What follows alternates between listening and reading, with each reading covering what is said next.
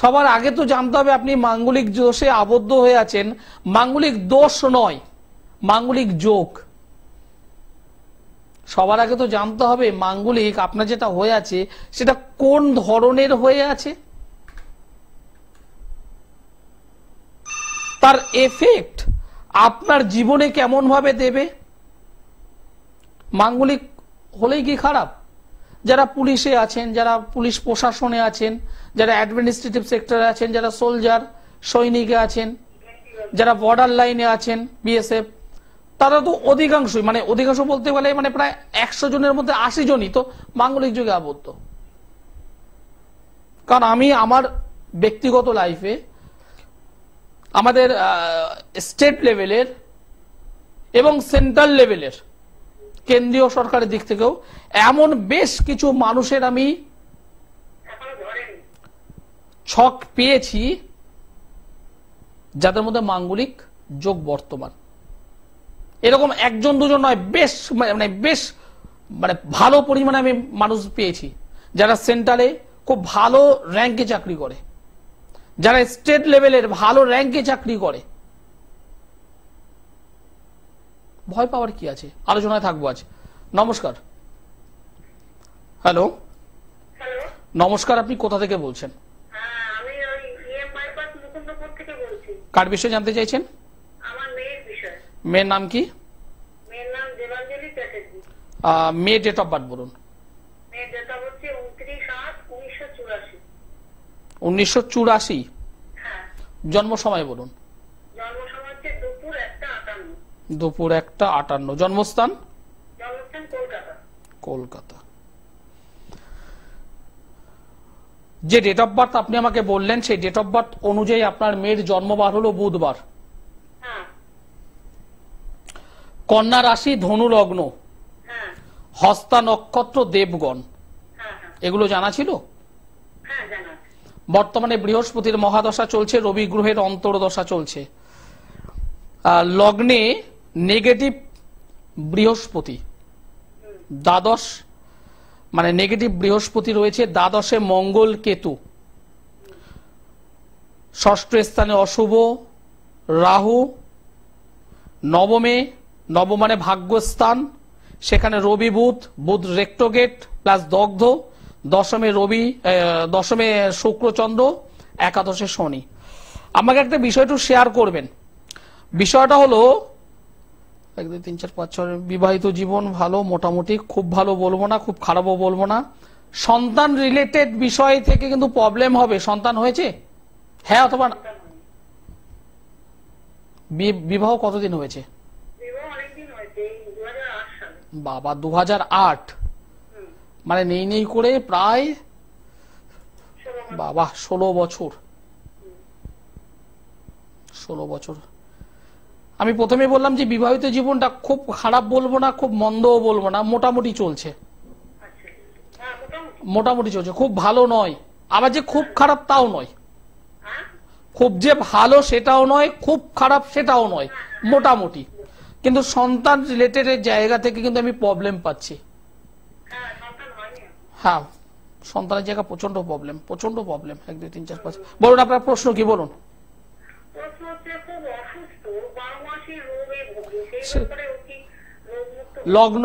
লগ্ন অধিপতি অশুভ অবস্থায় বর্তমান।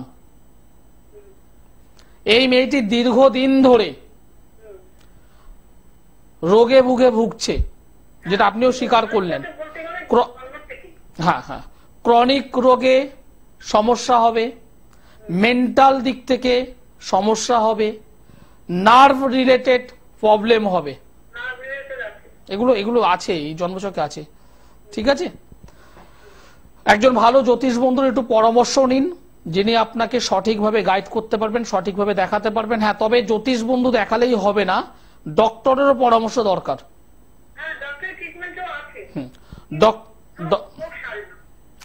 ডক্টরের পরামর্শ দরকার হবেই। পাশাপাশি এই যে অশুভ যে কিছু যোগ, কিছু অশুভ অবস্থান এই মেয়েটিকে দীর্ঘদিন ধরে রোগে ভোগাবে, সহজে রিকভার হবে না। ওষুধ এবং মেডিসিন, মানে মেডিসিন এবং বা ওষুধ বা ডক্টর 12 মাসের 14 মাসই লেগে থাকবে, এখান থেকে রিকভার হবে না। আর যে না প্রচন্ড ডিস্টার্ব। আর আরেকটা বিষয় আমাকে একটু শেয়ার করবেন, দ্বাদশে মঙ্গল কেতু, ষষ্ঠ স্থানে রাহু, কোনোভাবে বাইরের দ্বারা কোনোভাবে বাইরের কিছু সমস্যা এনার ফ্যামিলিটাকে কিন্তু ডিস্টার্ব করবে। বাইরের কিছু সমস্যা, লিগাল বিষয়, আইনি বিষয়, এগুলো কিন্তু ডিস্টার্ব হবে, কারণ দ্বাদশটা কিন্তু ভালো নয়। ঠিক আছে, ধন্যবাদ।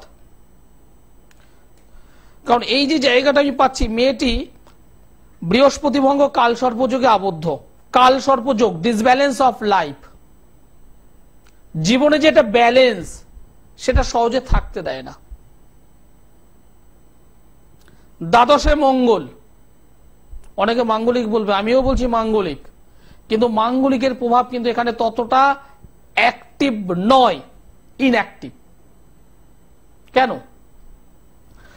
কারণ যে রাশিতে অবস্থান করে আছে, ভালোভাবে বুঝুন এগুলি, মঙ্গল যে রাশিতে অবস্থান করে আছে সেই রাশিটি হলো বৃশ্চিক,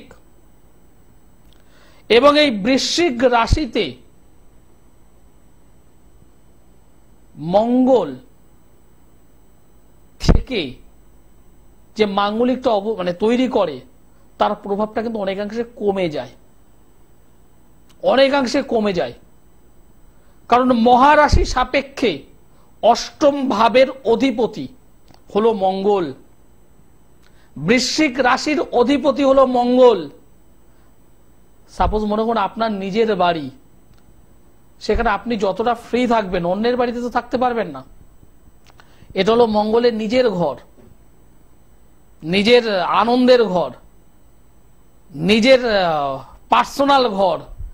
সুতরাং এখানে সে তো পাওয়ারফুল, যেগুলো বুঝতে হয়। যে মাঙ্গলিক বলছিলাম, লগ্নে মাঙ্গলিক থাকলে যে ডিস্টার্ব হয় সব ক্ষেত্রে হয় না, পারিবারিক জীবন সব ক্ষেত্রে নষ্ট করে না। লগ্নে মঙ্গল থাকলে শরীর স্বাস্থ্য, মাথা বা ওপরে, শরীরের ওপরের পাটে ডিস্টার্ব নিয়ে আসে, রাগ, জেদ, হঠাৎ করে উড়নচণ্ডী মস্তিষ্ক, রেগে যাওয়া, এগুলো নিয়ে আসে। চতুর্থে মঙ্গল থাকলে, চতুর্থে মঙ্গল থাকলে মাঙ্গলিক হয়, কিন্তু এই মাঙ্গলিকের কারণে গৃহগত একটু ডিস্টার্ব নিয়ে আসে, বাস্তু রিলেটেড প্রবলেম নিয়ে আসে, কিছু বাজে বন্ধু বান্ধবদের পাল্লায় জড়িয়ে দেয়, কখনো কখনো মায়ের সঙ্গে সম্পর্ক ভালো রাখতে দেয় না, মাতৃস্থানীয় যারা আছে, মা রিলেটেড, মায়ের মতন যারা আছেন তাদের সঙ্গে সম্পর্ক ভালো রাখতে দেয় না। চতুর্থে অশুভ মঙ্গল, বাস্তু প্রবলেম, গৃহগত অশান্তি, পারিবারিক সুখের হানি ঘটায়, মা বা মাতৃস্থানীয় যারা আছে তাদের সঙ্গে রিলেশনে ডিস্টার্ব করায়। তবে এখানে কিন্তু নেগেটিভ মঙ্গল হতে হবে, পজিটিভ মঙ্গল নয়। নেগেটিভ মঙ্গল কিছু বন্ধু বান্ধবের দ্বারা ক্ষতির শিকার করায়। সপ্তমে মঙ্গল, সেভেনে যদি মঙ্গল থাকে, এই মাঙ্গলিক পারিবারিক জীবনে ডিস্টার্ব করে, স্বামী স্ত্রীর মধ্যে বন্ডিং করতে দেয় না, বিজনেসে ডিস্টার্ব করায়। স্বামী একটা কথা বলবে, ওয়াইফ সঙ্গে সঙ্গে তার মানে 180 ডিগ্রি অ্যাঙ্গেলে গিয়ে অন্য কথা বলবে। এক দর্শক বন্ধু আছে, নমস্কার, আপনি কোথা থেকে বলছেন, কার বিষয়ে জানতে চাইছেন? আপনার নাম, আপনার ডেট অফ বার্থ বলুন। 20-1-1990। জন্ম সময় বলুন। দুপুর 1:04। জন্মস্থান? দুর্গাপুর।